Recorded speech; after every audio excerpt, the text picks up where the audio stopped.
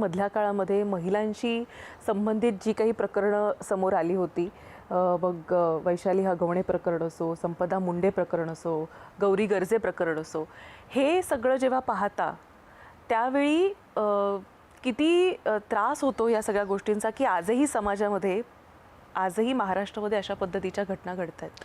मला खरंच वाटतं की आपल्याला ना आपली मानसिकता खूप मोठ्या प्रमाणात बदल करणं गरजेचं आहे. आणि याच्यात मी कालच वैशाली हगवणे प्रकरणात पुण्यात त्या संबंधित अधिकाऱ्यांची मी भेट घेतली आणि अनेक माझे जे प्रश्न होते ते देखील त्यांना विचारले. आणि मला असं वाटतं की आपण आपल्या मुलींना फक्त लग्न होईपर्यंतच ती मुलगी नसते, ती जन्मभर आपली मुलगी असते. बरोबर. म्हणजे लग्न झालं आणि तिचे हाल होत असले तरी तू तिथेच राहा आणि ते मारझोड जरी केली तरी तू तिथेच राहायचं. त्यांना उलटा विनवणी करायची की तुम्ही तिला पदरात घ्या.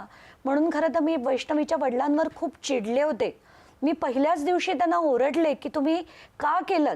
जेव्हा त्यांनी फरफटत तुमच्या मुलीला घरी आणून तुमच्या घरी आणून टाकलं आणि तेव्हा ती प्रेग्नेंट होती, अशा स्थितीत तिला जर फरफटत आणलं आणि तरी तुम्ही त्यांच्या पाया पडलात आणि म्हणालात की तिला पदरात घ्या, ही मानसिकता काय आपली काय? का आपण मुलीला म्हणू शकत नाही तू परत घरी ये, मी तुझं दुसरं लग्न लावून देईन?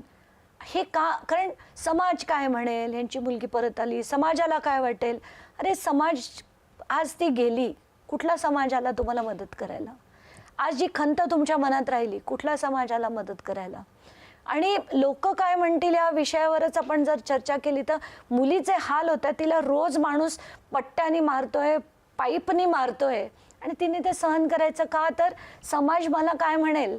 तर या आईवडिलांना मानसिकता बदलण्याची खरंच खूप गरज आहे. जेव्हा दिसतंय की तिला मारलंय, जेव्हा दिसतंय की तिने शेवटी विष खाल्लंय, म्हणजे ती प्रेग्नंट होती वैष्णवी, जेव्हा तिने एकदा उंदरांचं औषध पिण्याचा प्रयत्न केलेला, मग तिला हॉस्पिटलाइज केलं होतं आणि तिचं स्टमक फ्लश वगैरे करून ते सगळं बाहेर काढलं होतं, तरी तिला परत पाठवणं हे कितपत योग्य होतं मला नाही वाटत. आणि एकानंतर एक जी आपण प्रकरणं बघितली, वैष्णवीचा असो, त्याच्यात ते सुपेकर म्हणून अधिकारी होते. मग मी विचार केला की आता हे प्रकरण आपण जर त्याला न्याय मिळवून द्यायचा असेल तर 2 जण होते ते जे त्याच्या आड होते. एक म्हणजे सुपेकर आणि दुसरे म्हणजे त्यांचे जे ॲडव्होकेट दुशिंग नावाचे होते.